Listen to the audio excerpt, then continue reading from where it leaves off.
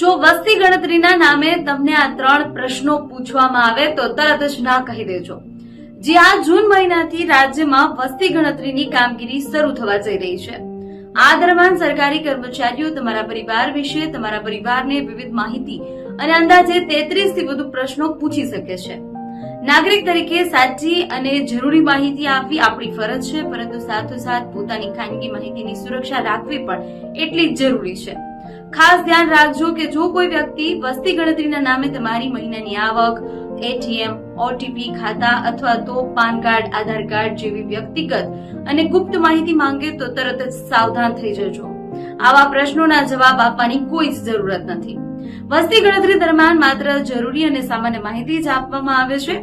કોઈ પણ અજાણી વ્યક્તિ સાથે બેન્કિંગ અથવા તો ખાનગી દસ્તાવેજોની વિગતો શેર ન કરવી જોઈએ. જો શંકાસ્પદ લાગે તો નજીકના પોલીસ સ્ટેશન અથવા તો સરકારી કચેરીમાં જાણ કરવી જરૂરી છે. જાગૃત રહો, સાવધાન રહો અને પોતાની ખાનગી માહિતી સુરક્ષિત રાખો.